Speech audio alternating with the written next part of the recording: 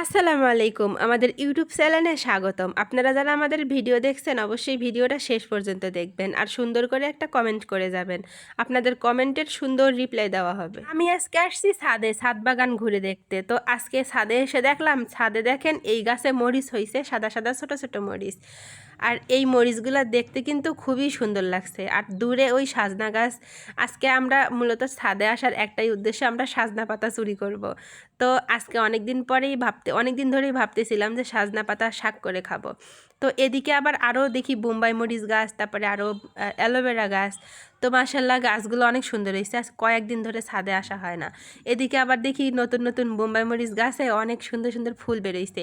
আবার এখানে অ্যালোভেরাগুলো একটু ঘন হয়ে গেছে, যার কারণে অ্যালোভেরা গাছগুলোই নষ্ট হইতে যাইতেছে।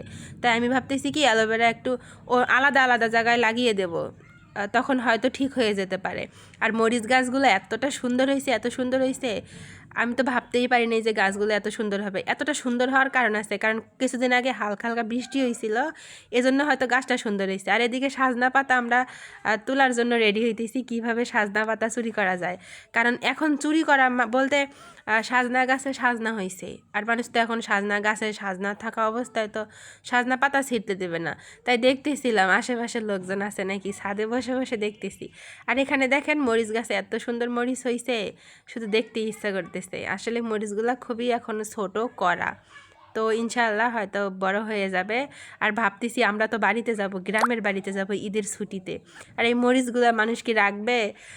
আর কয়েকদিন গেলে হয়তো মরিচগুলো খাওয়া যায়, আর কয়েকদিন গেলেই মরিচগুলো খাওয়া যাইতো। তো কিচ্ছু করার নাই, আমরা বাড়িতে চলে গেলে হয়তো 5-6 দিন, 8-10 দিন তো থাকবেই, অবশ্যই থাকবো। কিন্তু এর মধ্যে মরিচগুলো বাড়তি হয়ে যাবে।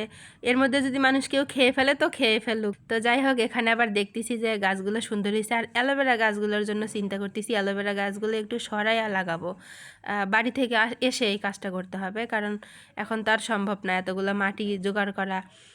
অ্যালোভেরা গাছগুলো দেখে আসলে মায়া লাগতেছে, গাছগুলো একদম বেশি ঘন হয়ে গেছে, যার কারণে নষ্ট হয়ে যাইতেছে গাছগুলো। তো এখানে আবার আমরা ভাবতেছি যে অ্যালোভেরা গাছ লাগাবো, মাটি কোথায় পাবো। তো আমি ভাবতেছি মাটি চুরি করব। এখন মাটি কোথা থেকে চুরি করব বসে বসে ভাবতেছি। এর মধ্যে আবার আসছি যেটা কাজে আমরা আসছি, তো এখন সাজনা পাতা উঠাতে। তো দেখি কি বাড়িওলি বের হয়েছে সাজনা পাতার গাছের ওখানে, কিভাবে পাতা ছিঁড়বো। তো যাই হোক, আজকে যেভাবেই হোক সাজনা পাতা উঠাবো সে চিন্তা করছি। আর ঈদের পরে এসে মাটি উঠাতে হবে এই অ্যালোভেরা গাছ আলাদা করার জন্য। তো এখানে আমরা 1 ঘন্টা ধরে ছাদে বসে আছি। ওই যে আমাদের সামনে সাজনা গাছ, আর এখানে মরিচ গাছ। আমরা দেখতেছি সাজনা গাছের পাতা কিভাবে ছেড়ে যায়, মানুষ কখন সরে যাবে।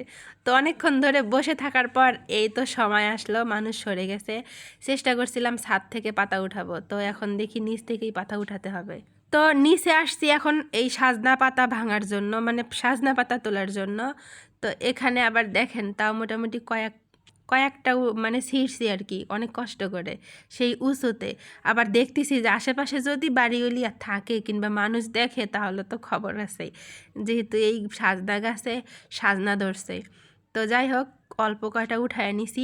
ওই দিকে দূরে আবার বাড়িওলির মা সে বলতেছে যে সাজনা পাতা কেন উঠাইতেছো, সাজনা ধরছে। তারপরও ধরা পড়েই গেলাম। পরে লাস্টে আর উঠা হলো না সাজনা পাতা, এই কয়টাই। পরে যাই হোক, এই কটাই সাজনা পাতা দেখি ভাজি করে কেমন লাগে। মানে আমি কোনোদিন সাজনা পাতা খাইনি, এই জীবনের প্রথম সাজনা পাতা ভাজি করে খাবো। তাও আবার মোবাইলে দেখছিলাম যে সাজনা পাতাও নাকি শাক করে খাওয়া যায়। তো আজকে ভাবতেছি শুকনা মরিচ দিয়া রসুন দিয়া তো ভাজি করে খাবো, দেখবো কেমন লাগে।